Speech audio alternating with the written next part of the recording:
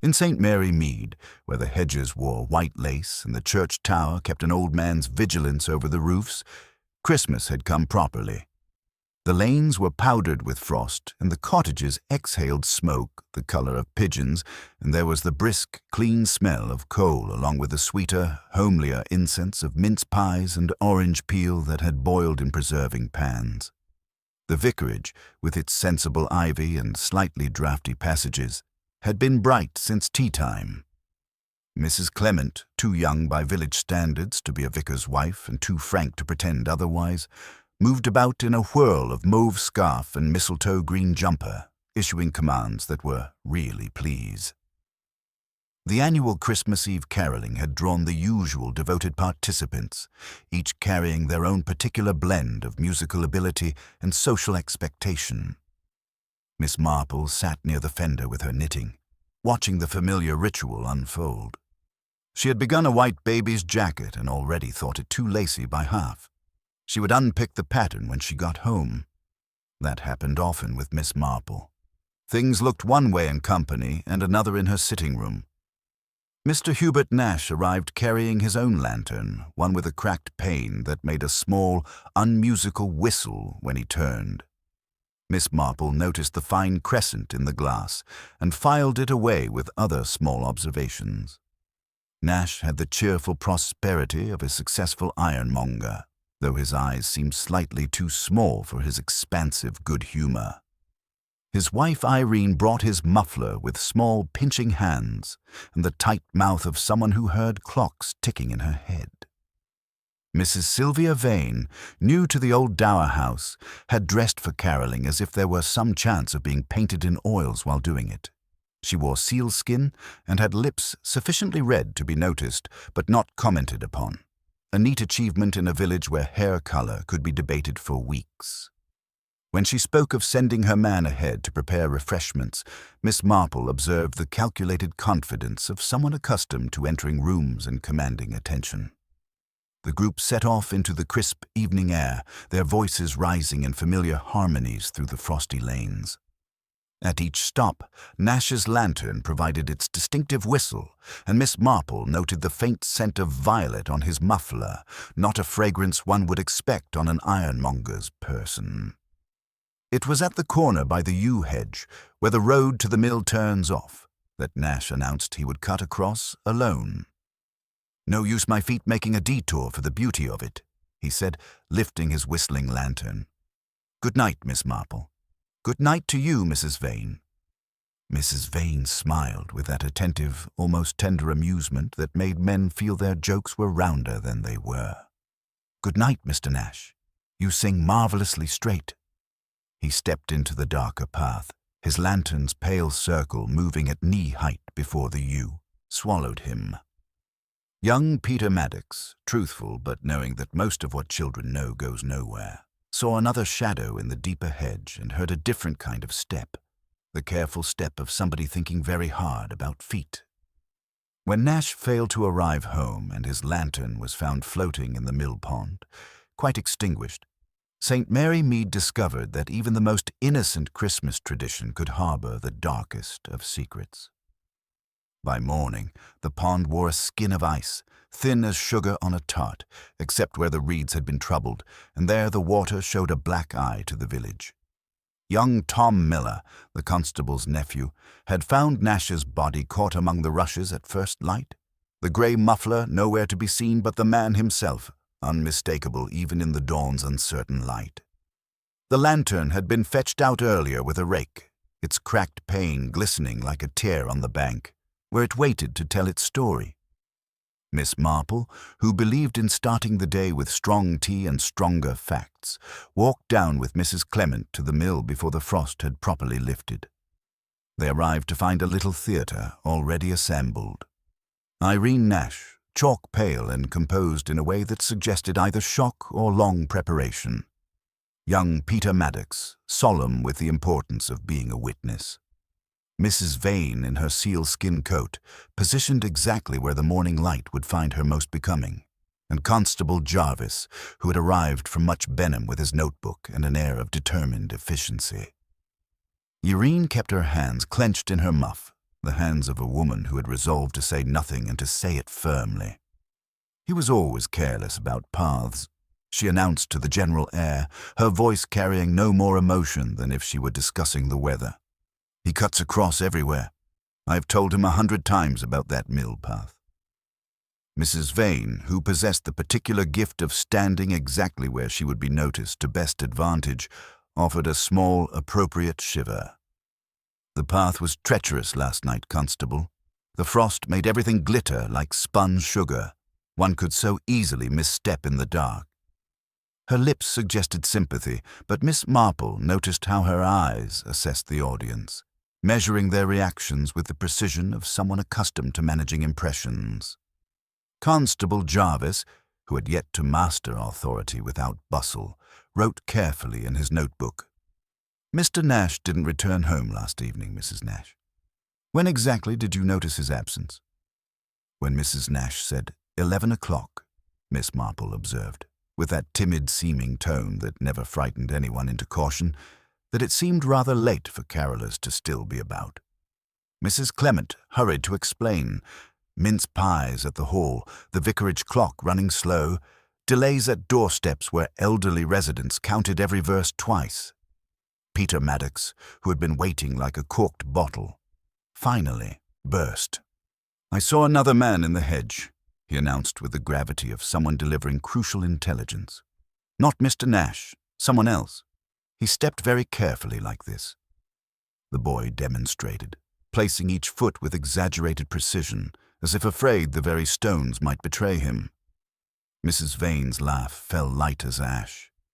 "Children see shadows everywhere, don't they? Last night the hedgerows were full of them, dancing like little soldiers in the lamplight." Miss Marple looked down at Peter's boots, which bore honest mud and one broken lace. "How remarkable," she murmured to no one in particular. "How often children notice what adults choose to overlook." Her fingers found the white wool in her reticule, which had, by some perversity of memory, brought itself along. Inspector Slack arrived by motor car just as Dr. Haydock finished his preliminary examination. Slack possessed the brisk confidence of a man who preferred his mysteries solved before luncheon, and he surveyed the scene with the satisfaction of someone discovering that circumstances had arranged themselves conveniently. "Accidental drowning," he pronounced after a brief consultation with the doctor. "Poor fellow had his Christmas cheer, took a tumble by the water in the dark. Happens more often than you'd think." Miss Marple, adjusting her gloves with the careful attention the task seemed to require, ventured that it was curious about the muffler. Mrs. Nash mentioned he never went out without it in cold weather. One wonders where it might have got to. Inspector Slack gave her the look reserved for elderly ladies who complicated straightforward matters. "Probably caught on something upstream. These things wash away." But Miss Marple was thinking about other things that washed away, like the scent of violets she had noticed the night before, and the careful way Mrs. Vane had positioned herself to catch the light, and the particular composure of a widow who showed no surprise at becoming one.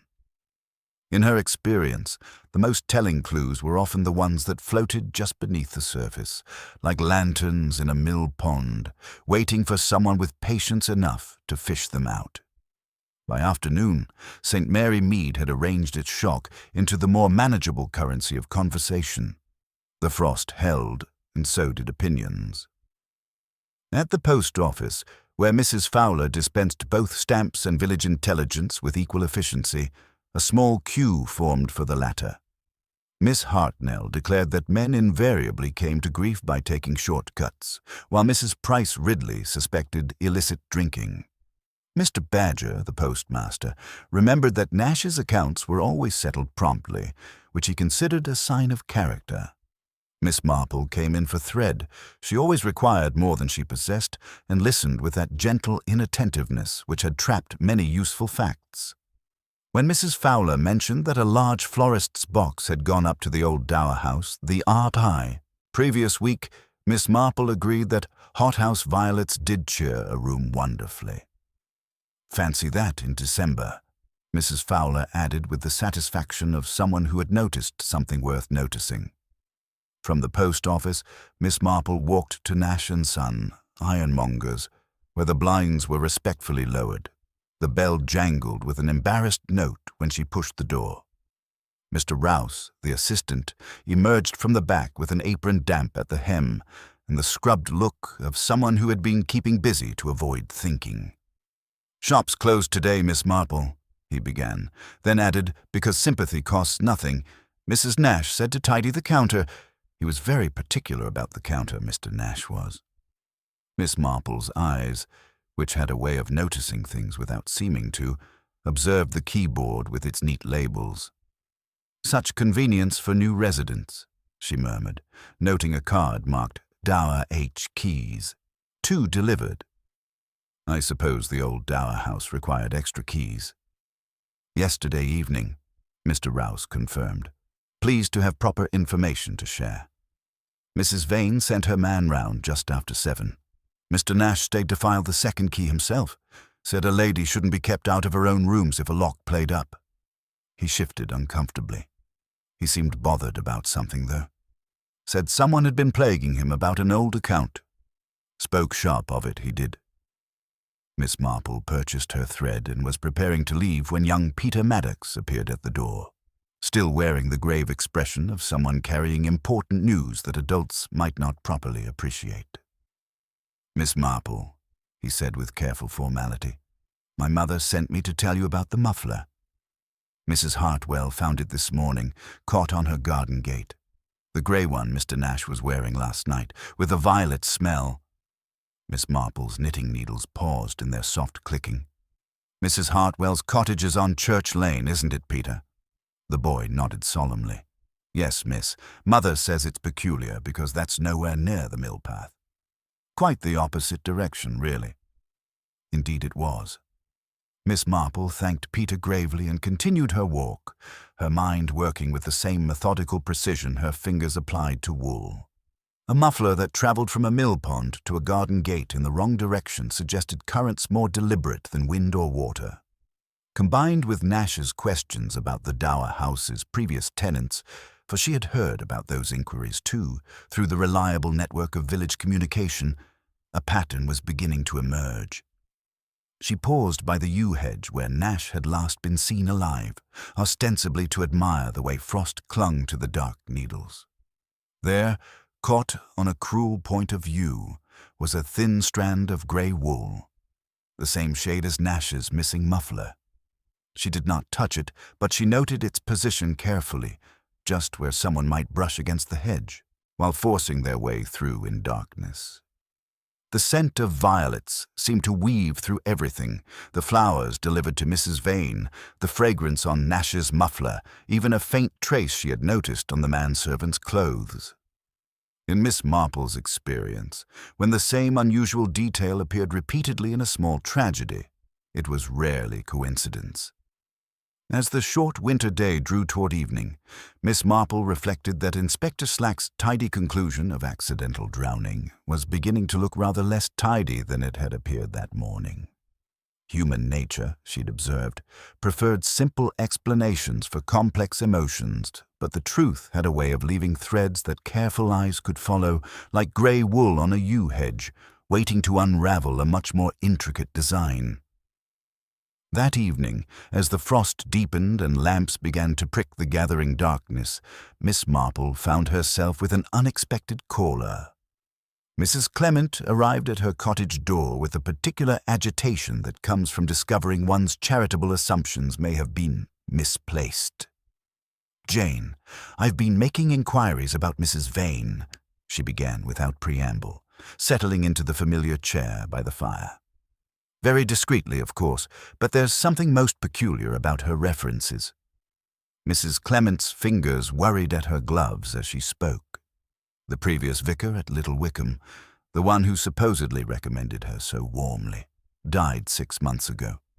His replacement has never heard of any Mrs. Vane. Miss Marple set aside her knitting with the careful attention such revelations deserved. "How very interesting. And she's been at the old Dower house how long?" 3 weeks exactly. She arrived with excellent luggage, and that manservant, Larkin, I believe his name is, very proper, Very quiet. But Jane, if her references aren't genuine, what does that suggest about her presence here? Before Miss Marple could respond, the conversation was interrupted by voices in the lane. Inspector Slack's authoritative tones mixed with another man's defensive protests. Through the window, they observed the inspector escorting a burly figure toward the village center, Arthur Hemingway, the local builder, his face red with more than the evening cold. "Dear me," murmured Miss Marple, reaching for her shawl. "I think we should perhaps take a constitutional, my dear. The evening air can be so clarifying." They encountered Inspector Slack at the crossroads, where he was questioning Hemingway with the satisfaction of someone who had found a conveniently shaped piece for his puzzle. The builder, it emerged, had been engaged in a heated dispute with Nash over an outstanding payment for work done 3 years prior. "Blackmail, I called it," Hemingway declared, his voice carrying the injured tone of someone whose grievances had been publicly aired. "Said he'd ruin my business in the village if I didn't pay for gutters that were perfectly sound when I installed them. Had words with him just yesterday about it, and no mistake." Inspector Slack's notebook worked busily. "And you admit to being near the yew hedge last night?" "Coming home from a job in Little Wickham, wasn't I? Saw Nash heading toward the mill path, whistling carols like he hadn't a care in the world. Didn't speak to him. Had enough words for 1 week." Miss Marple observed this exchange with the gentle interest she might show a moderately engaging theatrical performance. When Slack had finished his preliminary questioning and sent Hemingway on his way with stern warnings about availability for further interviews, she approached with her most diffident manner. "How efficiently you work, Inspector. Though I confess to some small curiosity about the muffler Mrs. Hartwell found. Such an odd journey for a piece of clothing to make on its own." Slack's expression suggested that elderly ladies who complicated straightforward cases were a particular trial. "Wind patterns can be deceptive, Miss Marple. The important thing is we have a clear suspect with motive and opportunity." "Indeed. Though I wonder if you've had occasion to verify Mrs. Vane's credentials. Mrs. Clement mentioned some small discrepancies in her references." "Mrs. Vane is a respectable widow seeking quiet retirement," Slack replied firmly. "We can't go about investigating every newcomer based on village gossip." After the inspector departed, Miss Marple suggested they call at the old dower house. "A courtesy visit," she explained to Mrs. Clement, "to offer condolences on the village's tragic loss." The manservant Larkin answered their ring with the controlled politeness of someone managing multiple anxieties. When he admitted them to the drawing room, Miss Marple noted the immediate, cloying sweetness of violet pastilles from an open tin on the tea tray, quite different from the older, more subtle fragrance she had detected the night before. Mrs. Vane received them with her characteristic blend of warmth and calculation. "How thoughtful of you to call. Such a shocking business about poor Mr. Nash." Her dark dress made her throat startlingly white, and her smile carried that intimate attention people often mistook for genuine concern. "Indeed," Miss Marple agreed mildly. "Mr. Nash was so helpful with practical matters. I understand he delivered extra keys to you personally." "At 7 sharp yesterday evening," Mrs. Vane confirmed, perhaps too quickly for complete carelessness. Larkin collected them, and both fitted perfectly.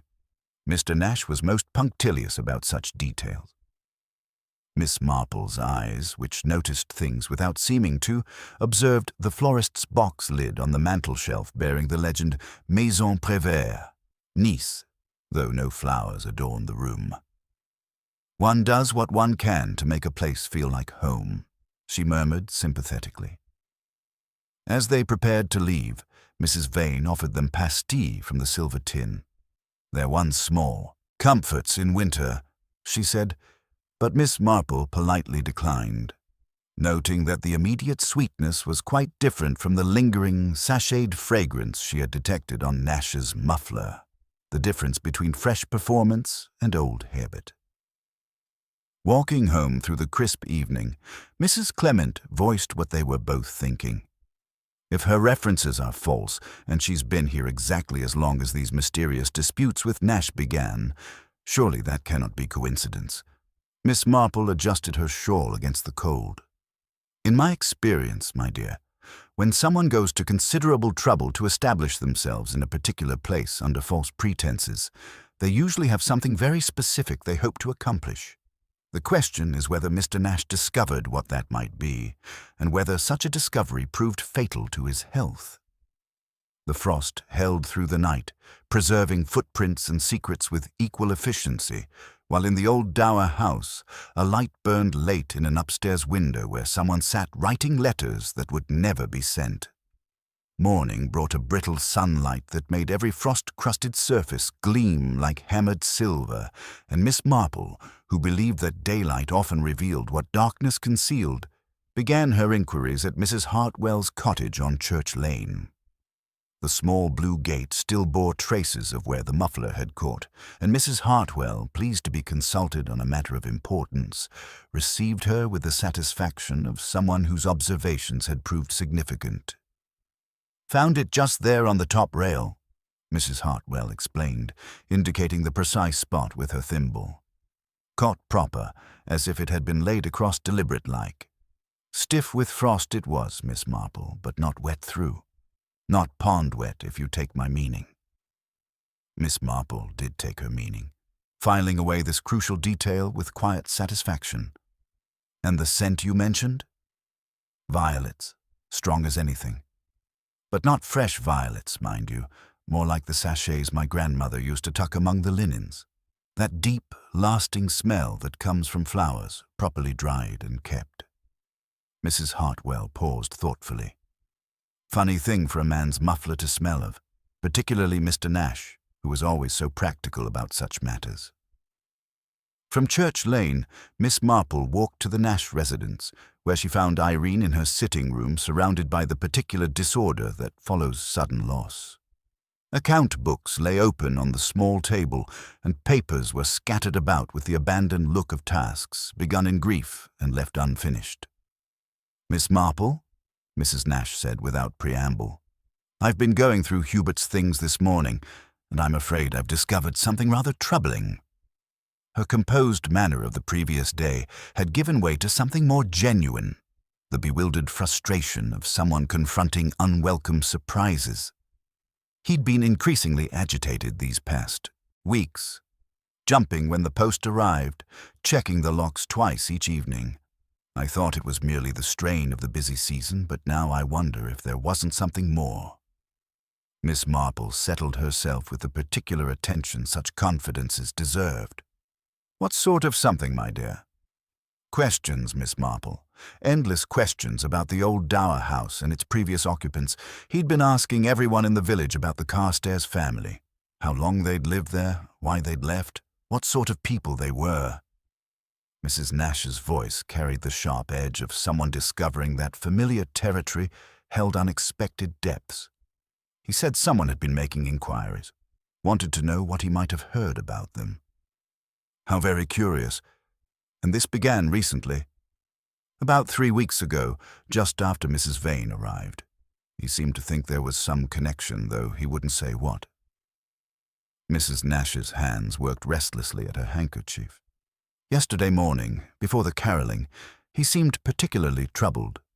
Said he had something to settle that evening, something that couldn't wait." Miss Marple's knitting needles found their rhythm as she processed this information. From Mrs. Nash's house, she made her way to Nash and Son, where Mr. Rouse admitted her with the grateful air of someone seeking distraction from grief. The shop smelled of metal filings and machine oil, and Rouse had the anxious, honest face of a man carrying information he wasn't quite sure how to use. "About those keys for the dower house," Miss Marple began gently. "Could you help me with the precise timing?" Rouse brightened, pleased to have concrete facts to share. "Mr. Larkin came twice yesterday evening. First at 6:30. Said they needed 2 keys for the back door. Claimed the lock was troublesome. Mr. Nash cut them while he waited, tested both, and Larkin left with them at 7:15. Miss Marple's needles paused almost imperceptibly. 7:15? You're quite certain?" "Yes, miss." I remember because I was watching the clock, wanting to close up for the caroling. Both keys worked perfectly when Mr. Nash tested them. This was most illuminating. According to Mrs. Vane, Nash had delivered keys at 7 o'clock sharp, yet Mr. Rouse's account suggested no such delivery was necessary. Miss Marple thanked him and continued her walk, her mind working with the same methodical precision her fingers applied to wool. Her next call was at the vicarage, where she found Dr. Haydock in consultation with Mrs. Clement, both wearing the grave expressions of people discussing unpleasant necessities. Dr. Haydock looked up as she entered, his professional manner unable to quite disguise his discomfort. "Ah, Miss Marple, since discretion seems pointless in a village this size, I may as well share what I've discovered. The preliminary examination revealed some rather troubling details." He paused, choosing his words carefully. Nash had consumed a significant amount of alcohol yesterday evening, far more than one would expect from a man participating in caroling. Combined with the head injury, it suggests either a serious fall or other circumstances. Mrs. Clement looked stricken. "You mean he might have been drinking heavily before he went out?" "That, or someone ensured he consumed more than he intended," Dr. Haydock replied grimly. "The amount present would have made coordination extremely difficult, certainly enough to explain how a sure-footed man might come to grief on a familiar path." Miss Marple absorbed this information with the calm attention such revelations deserved. "And his hands, doctor? Were there any signs of struggle?" "Clean as a whistle. No mud under the nails, no defensive wounds. Either he was unconscious when he entered the water, or he was in no condition to fight." After Dr. Haydock departed, Miss Marple sat quietly with Mrs. Clement, her knitting providing a soothing rhythm for thought. The pieces were beginning to form a pattern. Nash's agitation about the Carstairs family, his supposed business at the dower house that proved unnecessary, the muffler that traveled in the wrong direction while carrying a scent that didn't belong to his wife, and now evidence suggesting he was incapacitated before his death. "Mrs. Clement," she said finally, "I believe it might be wise to make some discreet inquiries about Mrs. Vane's background, perhaps through church connections in other parishes. Sometimes the most revealing information comes from the most unexpected sources." As the short winter day drew toward evening, Miss Marple reflected that in St. Mary Mead, as in most small communities, the truth had a way of surfacing like objects in a mill pond, slowly, inevitably, and often when least expected. The question now was whether they could uncover the full pattern before anyone else discovered how dangerous it could be to ask too many questions about the past. Outside, the unseasonable warmth continued its work, melting away the previous night's frost, and with it, perhaps, the carefully constructed facade that had brought murder to their peaceful village. In her cottage, Miss Marple prepared for what she suspected would be a most illuminating evening, one that might finally reveal what secrets the old dower house was so determined to keep. Evening brought an unexpected clarity to Miss Marple's thoughts, the way frost sometimes makes familiar landscapes suddenly sharp and defined. She had just settled with her knitting when young Peter Maddox appeared at her door, still wearing the grave expression of someone whose observations had proved significant, accompanied by his mother, who carried the apologetic air of someone whose child insisted on sharing intelligence that adults might not properly appreciate. "Tell Miss Marple about the second man," Mrs. Maddox urged gently, settling into the familiar chair by the fire while Peter positioned himself with careful formality near the window. "It wasn't just that I saw someone in the hedge," Peter began, his young voice carrying the precision of someone who had been thinking very carefully about details. "After Mr. Nash went down the mill path, the other man didn't follow him. He went toward Church Lane, walking very quickly, like he'd finished whatever he was waiting for. But here's the peculiar thing, Miss Marple. Earlier that afternoon I saw him again, talking to Mr. Larkin at the cottage behind the dower house." Miss Marple's knitting needles maintained their gentle rhythm. "Could you describe this man, Peter?" "Tall, grey-haired, walked like a soldier, very straight, like my uncle who was in the Guards. He gave Mr. Larkin an envelope and said something about the arrangement being concluded. Then he left through the back garden toward the mill path, as if he knew another way out. Mrs. Maddox shifted uncomfortably. When Peter mentioned this, I thought we should tell you before bothering Inspector Slack. It seemed the sort of detail you notice. Before Miss Marple could respond fully, Mrs. Clement arrived with news that transformed speculation into something far more concrete. She entered carrying a small leather portfolio and wearing the expression of someone who had discovered that charitable assumptions could be dangerously naive. "Jane, I've heard back about Mrs. Vane's references," she began without preamble. "The bishop's secretary was most thorough. There's no record of any Mrs. Sylvia Vane in the church registers at Little Wickham, nor any widow of that name receiving the sort of pension that would allow for the old dower house. But there is something else. Something about the Carstairs family who lived there before." She paused, opening the portfolio with careful precision. "They didn't simply move away as everyone supposed, Jane. They left rather suddenly 3 months ago, following some sort of scandal that the bishop's office is still managing quietly. Something involving their past and certain irregularities that required substantial payments to keep private." Miss Marple set down her teacup with thoughtful attention. "And Mr. Nash's inquiries about them." "Precisely. If someone had been making those payments and the Carstairs fled to escape further demands, then whoever was responsible might have followed them here.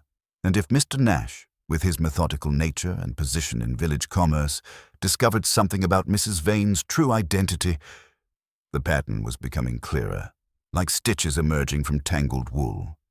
Miss Marple thanked the Maddoxes and, after they departed, suggested to Mrs. Clement that they pay a call at the old dower house. A social visit, of course, perhaps to discuss the parish's Christmas arrangements. The old dower house looked different in the gathering dusk, the ivy black against the stone, the windows pools of soft light. Larkin admitted them with his characteristic quiet efficiency, and the hall breathed that faint, unmistakable fragrance. Not the sugary sweetness of the pastilles, but the deep, lingering violet scent one finds in well-kept linen cupboards.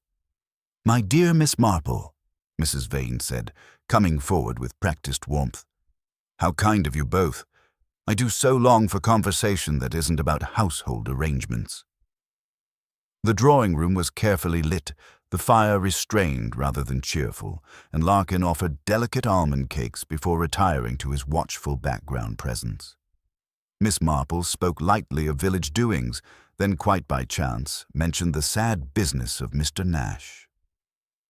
"They found his muffler on Church Lane," she observed, applying careful interest to a sugared almond. "Such an odd journey for a piece of clothing to make." Mrs. Vane's smile remained perfectly controlled. "How very strange. These details do proliferate, don't they? Poor man." "Indeed, and I believe he was most helpful with your lock difficulties. Mr. Rouse mentioned he delivered keys personally." "At 7 o'clock sharp," Mrs. Vane confirmed smoothly. "Most punctual and obliging." Miss Marple's needles found their rhythm as she processed this information. According to Mr. Rouse, Larkin had collected the keys at 7:15, making Nash's supposed delivery unnecessary. When she requested a glass of water, Larkin escorted her to the hall where her apparently helpless hand lifted the cloak cupboard latch. "Such a useful cupboard," she murmured, and the air that escaped carried the deep, dry fragrance she had been expecting. Inside, on the top shelf, 2 neat sachets lay among folded scarves, one embroidered with a monogram in faded silk. AC. More tellingly, 3 keys hung on brass pegs inside the door, not the 2 Mr. Rouse had supposedly cut the day before. Inspector Slack's arrival interrupted further investigation. He entered with characteristic briskness, carrying news that Arthur Hemingway had been in London the previous evening, attending his daughter's engagement party with 30 witnesses, including a magistrate. "Rather puts a hole in my theory about the builder," Slack admitted grudgingly, "though it opens other possibilities. Mrs. Clement mentioned irregularities about Mrs. Vane's references." Indeed, Miss Marple agreed mildly. And, Inspector, you might inquire about a grey-haired gentleman with military bearing who was seen conducting business with the manservant yesterday afternoon. After the requisite leave-takings, Miss Marple found herself in the crisp night air, her mind working with characteristic precision. The pieces were arranging themselves with increasing clarity: false identities, contradictory timelines, the scent of old sachets suggesting long residence rather than recent arrival, and keys that multiplied mysteriously in locked cupboards. Walking home through the village lanes, she reflected that in St. Mary Mead, as in most small communities, the truth had a way of surfacing like objects in a mill pond, slowly, inevitably, and often when least expected. Tomorrow would bring the delicate task of confirming her suspicions without alerting those involved that their carefully constructed deception was beginning to unravel like poorly knitted wool.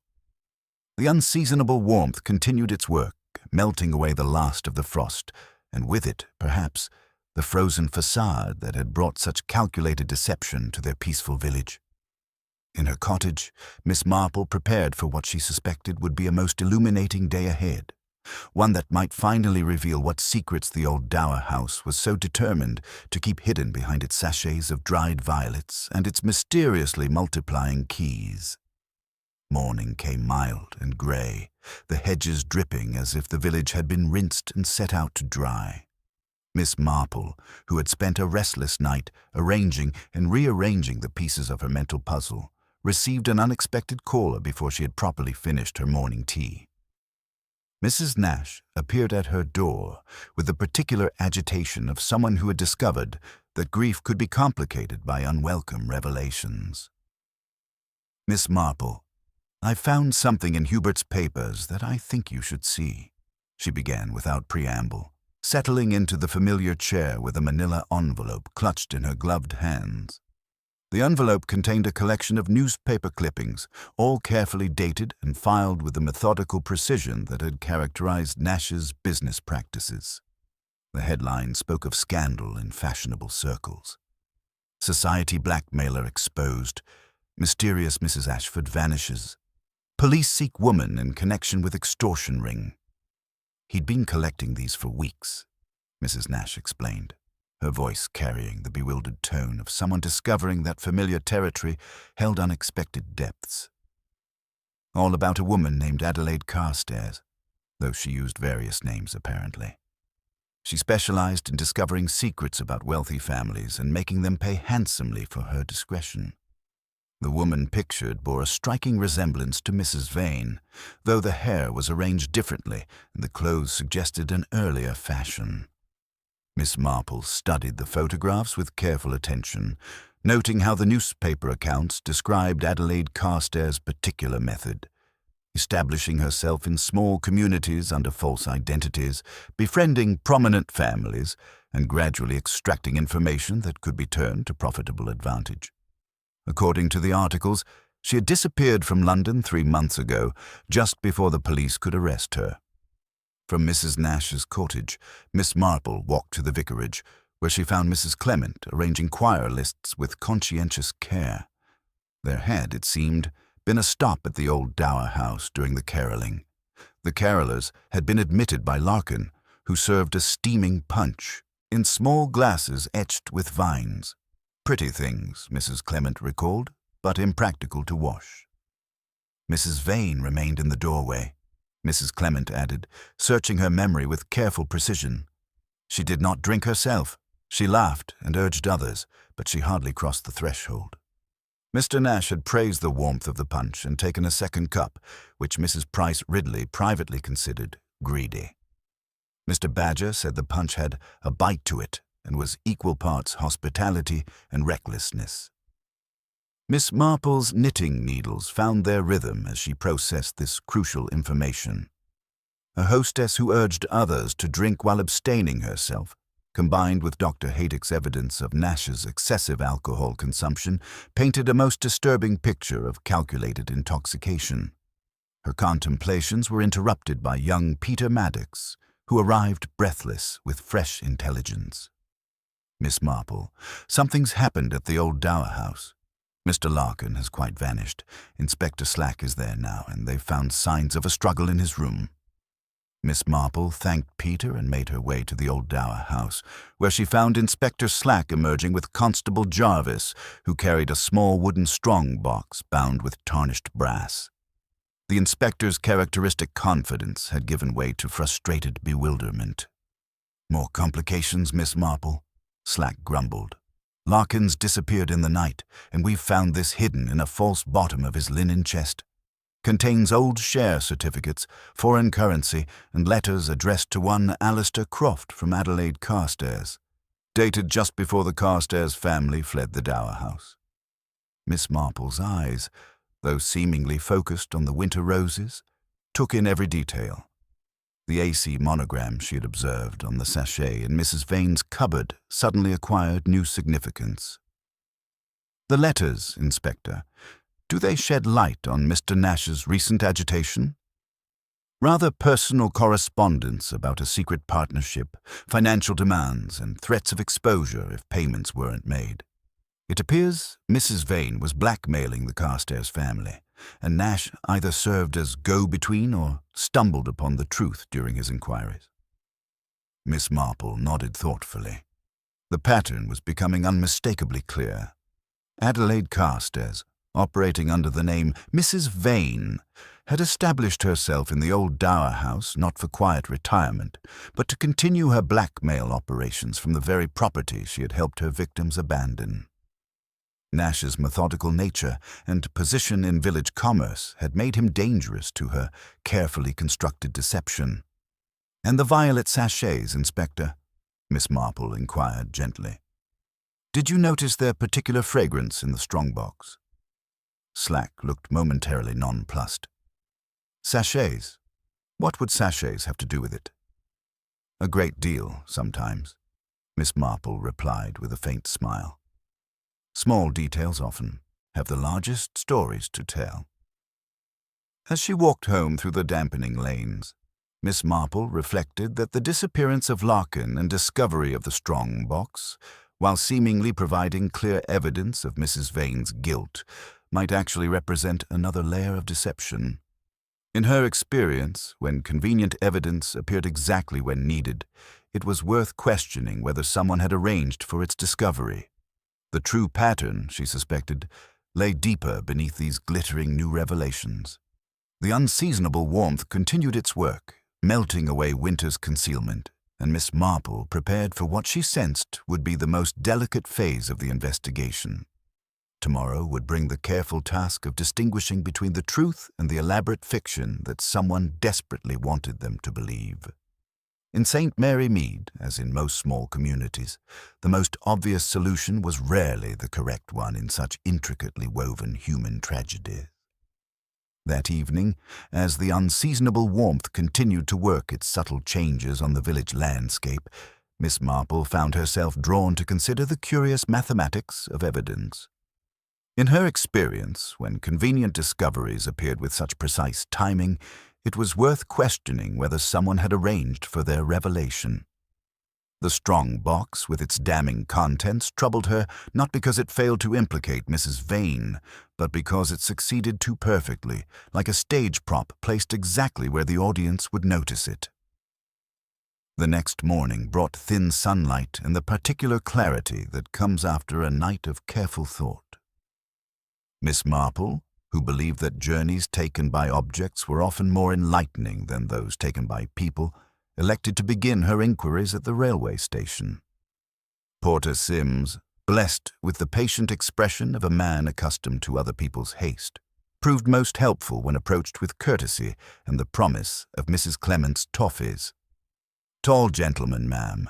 2 days past," he said, rocking back on his heels with the satisfaction of someone whose memory had been properly consulted.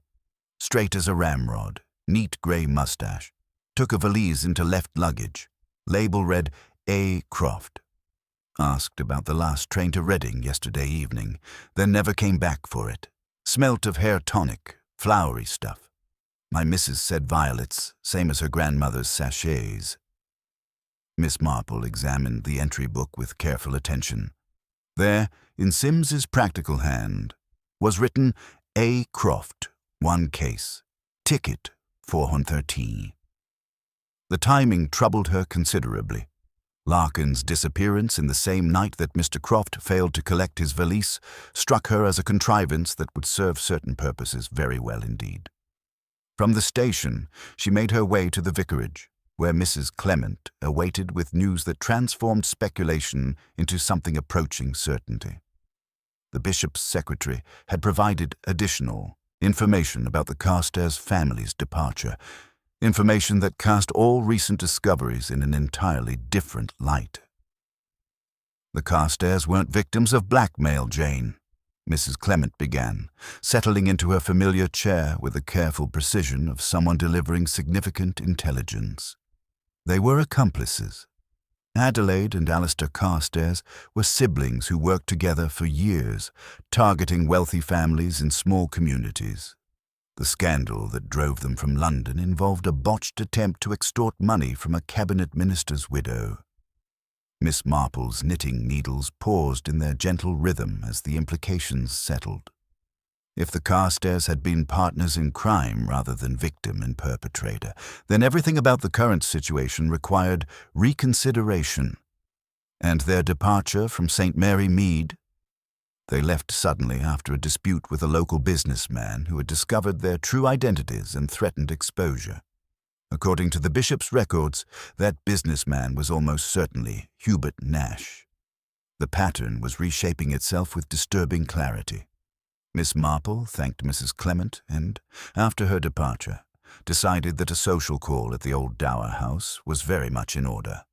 She arrived with a small basket of homemade scones and the gentle manner that had disarmed more dangerous adversaries than Mrs. Vane. The drawing-room breathed its familiar atmosphere of violet pastilles and calculated charm. Mrs. Vane received her with practiced warmth, though Miss Marple's trained eye detected a new tension beneath the surface composure. Miss Marple, how thoughtful! This village truly is a haven of kindness, even amidst such unpleasantness. Indeed, Miss Marple agreed, accepting tea with steady hands. Though the unpleasantness does seem to multiply. First poor Mr. Nash, and now Mr. Larkin's disappearance. Such a capable man, Mr. Larkin, and so discreet about his employer's affairs. Mrs. Vane's smile tightened almost imperceptibly. He was a good servant. But people do have their secrets, don't they, Miss Marple? Even the most seemingly dependable. Her eyes flickered toward the mantelpiece, where a small silver frame held a miniature portrait of a stern-looking gentleman with grey hair and military bearing. Miss Marple followed the glance with apparent casualness. A family member, perhaps. He rather reminds me of a gentleman I noticed in the village recently. Such an upright posture. Quite distinctive. An old acquaintance, Mrs. Vane replied, her voice smooth as silk, but carrying an undertone that suggested careful rehearsal. He was merely passing through on business matters. Miss Marple sipped her tea thoughtfully, noting how Mrs. Vane's hand trembled slightly as she reached for a scone. How interesting. One does meet the most unexpected people in small villages. Sometimes their appearances can be quite deceptive, rather like a well-constructed play where the most innocent-seeming character might hold the key to the entire mystery. She watched Mrs. Vane's face with the gentle attention she might give to a particularly complex knitting pattern, noting the momentary flicker of calculation behind the carefully maintained composure. Mrs. Vane merely smiled, perhaps too brightly, and deflected the conversation toward her rose bushes and the challenges of winter gardening. But Miss Marple had seen enough. The quick glance at the portrait, the tremor in the hands, the practiced deflection, all spoke of someone managing multiple deceptions while testing how much her visitor might suspect. Combined with the railway station evidence and the revelation about the Carstairs siblings, a new picture was emerging, one far more complex than Inspector Slack's straightforward blackmail theory. Walking home through the dampening lanes, Miss Marple reflected on how the scent of old violets seemed to weave through every aspect of the case, not the fresh sweetness of hothouse flowers, but the deep, lasting fragrance of sachets that had been carefully preserved for years. It was the smell of secrets kept in linen cupboards, of identities maintained through small domestic deceptions, and of a plan that had been years in the making. The chemical tang that Mrs. Hartwell had detected on Nash's muffler now made perfect sense when combined with Dr. Haydock's evidence of the sleeping draught. Someone with access to both domestic comforts and more sinister preparations had ensured Nash would be incapacitated before he could expose whatever truth his methodical investigation had uncovered. Tomorrow would bring the delicate task of confirming her suspicions without alerting those involved that their carefully constructed deception was unraveling like poorly knitted wool. In St. Mary Mead, as in most small communities, the truth had a way of surfacing eventually, but Miss Marple was determined to ensure it did so before anyone else paid the price for getting too close to secrets someone had already killed to protect. The evening settled around the village with unusual mildness, as if even the weather conspired to create the perfect conditions for the final act of their deadly village drama. Morning brought a light drizzle that made the lane smell of damp earth and coal smoke, and Inspector Slack arrived at Miss Marple's cottage with the braced satisfaction of a man who believes his case has obligingly solved itself. He carried a buff envelope with Reading postmark and the particular confidence of someone whose theories had been vindicated by convenient confession. "Letter from Larkin," he announced, producing a single sheet of lined paper written in a tight, cautious hand. "Posted late last night from Reading. He confesses to a quarrel with Nash by the yew hedge, says Nash slipped into the pond while drunk and he panicked, moved the muffler to confuse matters, then fled. Rather puts an end to all the speculation about elaborate conspiracies." Miss Marple read the letter with her mild attention, noting the careful phrasing that carried an oddly formal quality. The language troubled her. Phrases like "the arrangement being concluded" and "Madam is wholly ignorant of my actions" seemed rehearsed rather than spontaneous. More tellingly, the writer referred to Church Road when St. Mary Mead possessed only a church lane, and mentioned the parlour maid seeing me in the passage, though the old dower house employed no maid. "How curious that a man in panic should make such specific geographical errors," she murmured, returning the letter with gentle puzzlement. "And the reference to household staff that don't exist suggests either considerable confusion or unfamiliarity with local arrangements." Slack dismissed such concerns with characteristic briskness.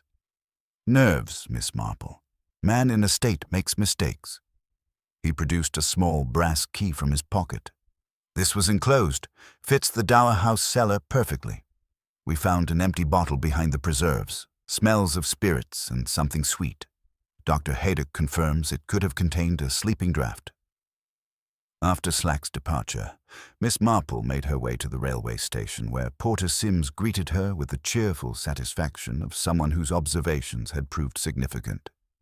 At her gentle inquiry about the mysterious A. Croft's luggage, his expression grew troubled. "That's the queer part, Miss Marple. Early this morning, a young lady in heavy veiling came asking for that valise. Said she'd mislaid the ticket in her distress. When I insisted on proper procedures, she left quite flustered. Then, not an hour later, a gentleman with grey moustache and military bearing presents ticket 413, the correct one. But when I went to fetch the case, it had vanished. Someone had worked the luggage room lock during the night, slick as you please. The pattern was reshaping itself with disturbing implications. Miss Marple thanked Sims and continued to the vicarage, where Mrs. Clement awaited with news that cast all recent discoveries in an entirely different light. Dr. Haydock had received word from Reading about a body found in the Thames. A well-dressed gentleman with grey hair and military bearing, dead for at least 3 days. If this was indeed Alistair Carstairs, Mrs. Clement explained with careful precision, then he was already dead when Mr. Nash was murdered. Someone has been using his identity most deliberately, creating the impression of his presence while he was beyond all earthly schemes. The implications settled around Miss Marple like pieces of a complex puzzle, finding their proper arrangement. If Alistair Carstairs had been dead for days, then the man Peter Maddox observed, the figure conducting business with Larkin, the person whose violet-scented presence lingered throughout the case, was someone else entirely. Someone who had access to Alistair's personal effects, his correspondence, even his distinctive hair tonic. That afternoon brought Mrs. Vane herself to Miss Marple's cottage, arriving with late roses and the particular charm she deployed when managing delicate situations. She settled into the drawing-room with practiced grace, though Miss Marple's trained eye detected new tension beneath the surface composure. "Miss Marple, I've come to express my gratitude for your kindness during this dreadful time," Mrs. Vane began, her voice carrying warm sincerity that had served her well in village society. "Though I confess concern about the wild theories circulating regarding poor Larkin's disappearance, surely Inspector Slack's explanation is the most reasonable." Miss Marple arranged the roses thoughtfully, noting how their fragrance mixed with the familiar scent of violets that seemed inseparable from her visitor. "Theories do proliferate in small communities," she agreed mildly, "though sometimes the most carefully constructed explanations prove the most fragile when examined closely." She observed Mrs. Vane's reaction with the gentle attention she might give a particularly complex knitting pattern, noting how the woman's composed exterior flickered momentarily at the word constructed. In Miss Marple's experience, when someone worked so diligently to direct attention toward convenient explanations, they usually had compelling reasons for avoiding more thorough investigation. "The curious thing about Mr. Larkin's letter," Miss Marple continued with apparent casualness, "is how it resolves so many troublesome details. Rather like a well-organized inventory, ensuring nothing inconvenient remains unexplained." She paused, her fingers finding their familiar rhythm with the knitting needles. "Though one does wonder about certain inconsistencies, geographical errors that suggest unfamiliarity with local arrangements, references to household staff that don't exist." Mrs. Vane's smile remained perfectly controlled, but her eyes carried a watchful quality that confirmed Miss Marple's growing suspicions. "Perhaps grief and panic affected his memory," she suggested smoothly. "Perhaps," Miss Marple agreed. "Though in my experience, when someone takes considerable trouble to create false evidence, they usually have something far more significant to conceal than a simple accident." She met Mrs. Vane's gaze directly, her mild blue eyes holding depths of understanding that had unraveled more complex deceptions than this. Sometimes the most innocent-seeming arrangements proved to be the most carefully calculated. As Mrs. Vane departed with renewed protestations of gratitude, Miss Marple reflected on how the scent of old violets continued to weave through every aspect of the case. Not the fresh sweetness of hothouse flowers, but the deep, lasting fragrance of sachets preserved through years of careful planning. Tomorrow would bring the delicate task of exposing the truth without allowing the guilty party to slip away like morning mist, leaving only confusion and false evidence in their wake. The evening settled around St. Mary Mead with unusual mildness, as if even the weather conspired to create perfect conditions for the final act of their deadly village drama. In her cottage, Miss Marple prepared for what she knew would be the most crucial day of the investigation, when all the carefully planted clues would finally reveal not just a murderer, but someone whose capacity for deception had turned even family bonds into weapons of betrayal. Morning broke mild and colorless, the hedges beaded with damp as if the village had been washed and put back neatly in its place. Miss Marple drank her tea and decided, with the same practical briskness she brought to mending a dropped stitch, that it was time to see what human nature would do when prodded in just the right spot. She had spent the night arranging her thoughts with methodical precision, and now the pattern was finally clear enough to test. She walked to the post office for stamps she did not strictly require, and Mrs. Fowler, who dispensed comment with the gum on her envelopes, obligingly provided the audience Miss Marple needed. "Such excitement about poor Mr. Nash," Miss Marple murmured, selecting her stamps with careful attention. "Though I confess, I've discovered something rather troubling among his papers. A note meant for Inspector Slack." written the very night he died. Most illuminating about certain initials and arrangements. Mrs. Fowler's eyes grew large with the gratification of being confided in. "Well, I do hope you'll keep it somewhere safe, Miss Marple." "Oh, in my writing desk," Miss Marple said vaguely. "Inspector Slack will collect it this evening." By the time she had completed her purchases, the village possessed the essential facts. There was a note. It contained damaging initials, and it would remain in Miss Marple's desk until nightfall. She took her constitutional by Church Lane, pausing at Mrs. Hartwell's blue gate to admire the frost-bitten Michaelmas daisies, which gave Mrs. Hartwell another opportunity to describe how the muffler had caught. Details that were not superfluous, but reminders of the direction things had truly traveled that night. At the vicarage, she spoke candidly with Mrs. Clement. "My dear, I've invented a note that does not exist, but I believe someone will need it to exist very much indeed. We shall ask Inspector Slack to position himself in my garden this evening." Slack arrived in the afternoon with characteristic impatience. "This is highly irregular, Miss Marple." "So are murders conducted at Carol time, Inspector," she returned mildly, showing him the carefully prepared decoy, a folded sheet bearing 3 sets of initials, AC, SV, and HN, with the notation, "She knows about the sachets and the keys." Human nature, Miss Marple reflected, seldom resisted reading what it should not. As dusk folded itself over St. Mary Mead, Miss Marple sat in her drawing-room with lamps lit low, her knitting providing a soothing rhythm for thought. Outside, Slack stationed himself by the privet hedge, while Constable Jarvis positioned himself near the yew where Nash had last been seen alive. The cottage took on the expectant quality of a stage awaiting its final act. They did not wait long. At 10 minutes past 8, there came the softest suggestion of movement at the garden gate. Not the hesitant approach of a caller, but the confident step of someone long accustomed to other people's thresholds. The familiar breath of old violets announced the visitor before she appeared, that deep, lasting fragrance of sachets preserved through years of careful planning. The back door latch lifted with practiced skill. Miss Marple kept her eyes upon her knitting as footsteps moved through her cottage with purposeful certainty. Not the cautious progress of a stranger, but the direct path of someone who knew exactly where the writing desk stood.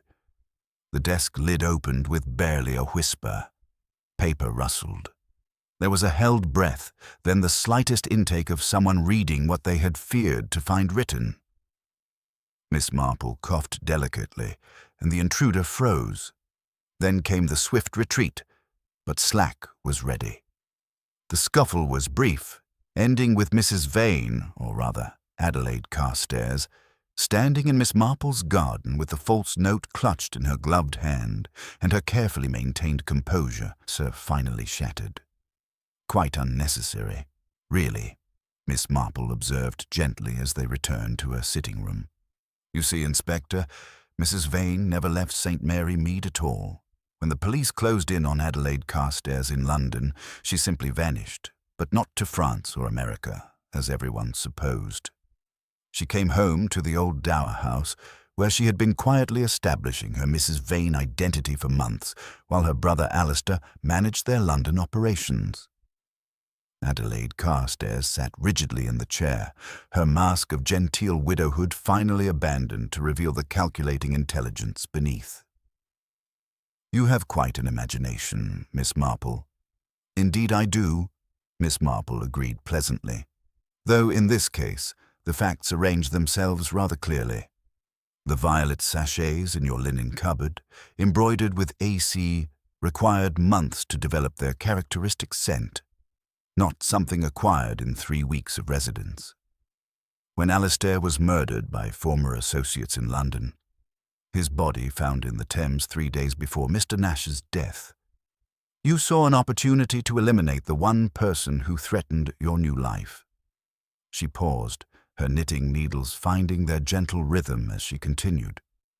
Mr. Nash's methodical inquiries had uncovered your true identity, his questions about the Carstairs family, His discovery of your background made him dangerous to your carefully constructed deception, so you created an elaborate performance, using Alistair's death to provide a convenient scapegoat while eliminating your real threat.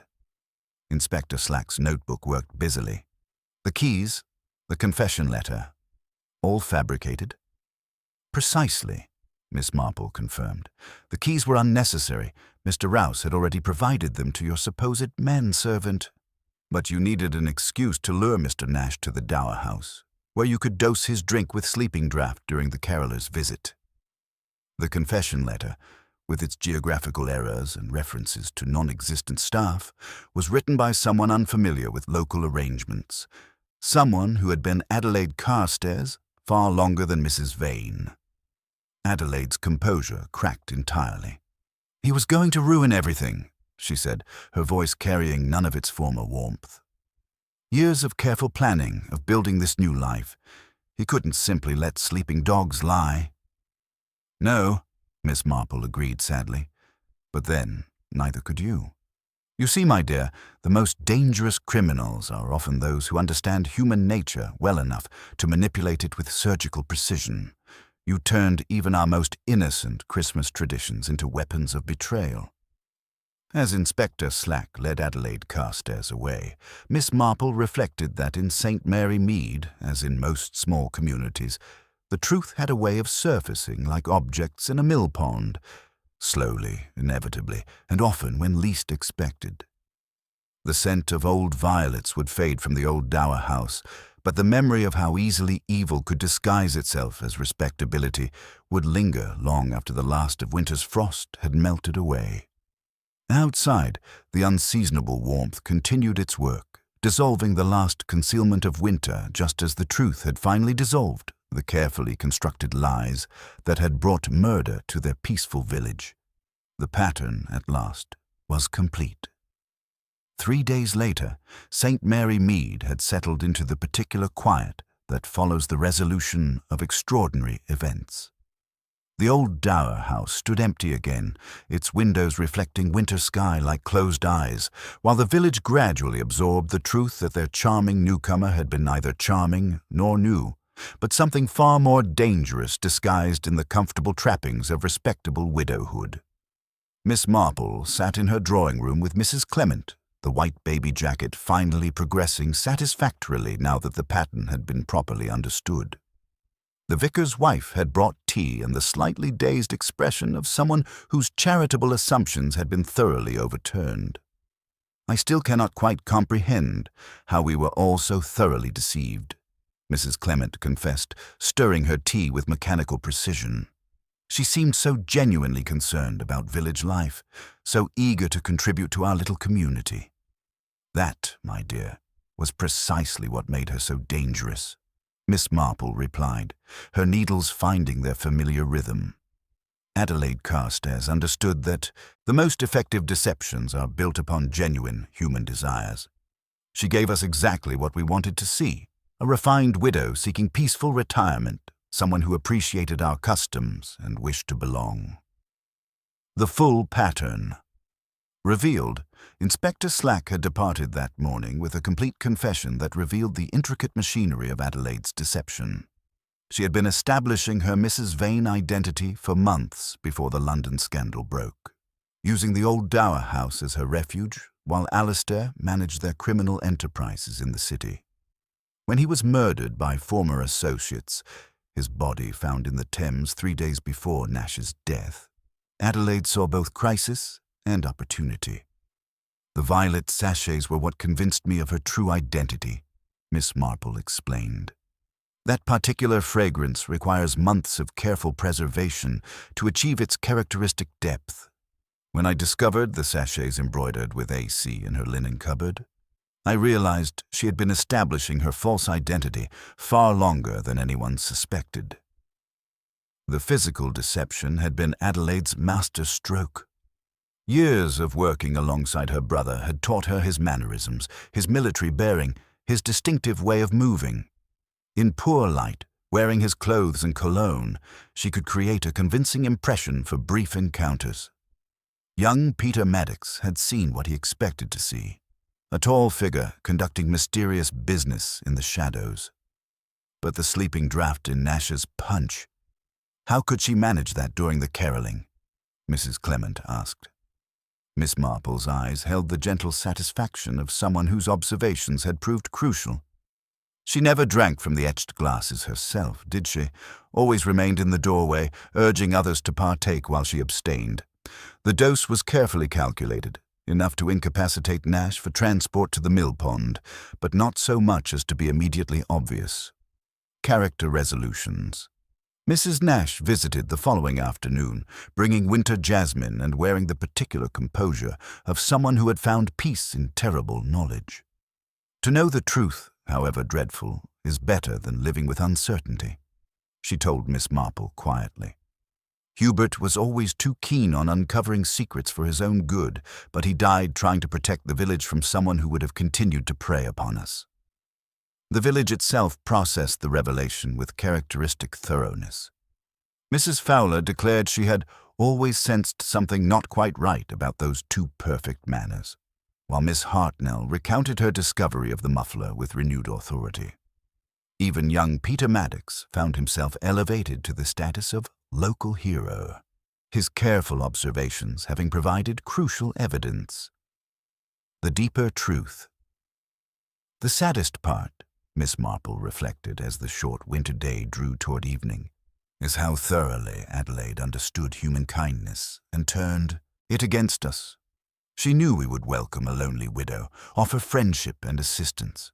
She calculated that our natural charity would provide perfect camouflage for her true purposes. Mrs. Clement shivered slightly.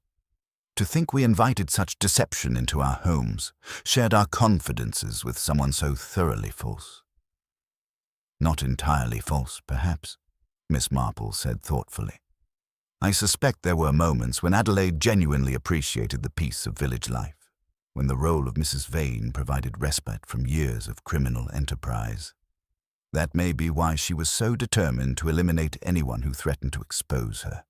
For the first time in years, she had found something approaching contentment. Return to peace.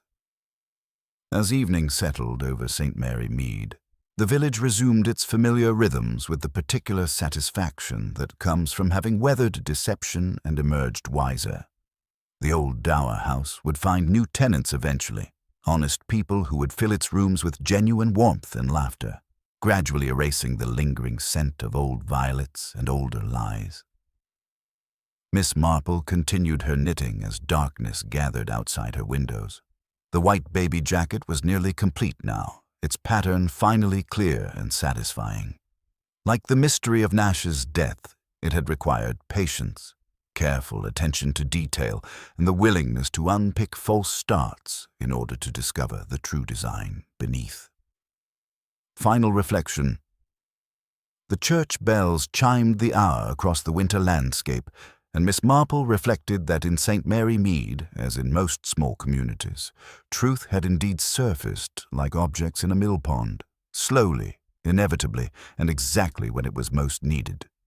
They had learned that evil could wear the mask of respectability with frightening skill, but they had also discovered that careful observation, patient inquiry, and the accumulated wisdom of community life could penetrate even the most sophisticated deceptions.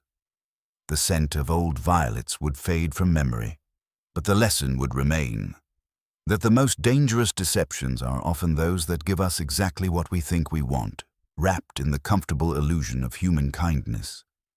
The pattern, at last, was complete, and St. Mary Mead could return to its peaceful ways, wiser for having learned that even Christmas carols could carry the seeds of tragedy when human nature chose deception over truth.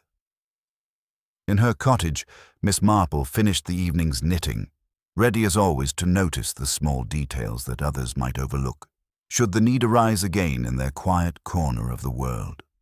After all, human nature remained endlessly fascinating in its capacity for both good and ill, and there would always be new patterns waiting to be unraveled by those patient enough to observe them carefully.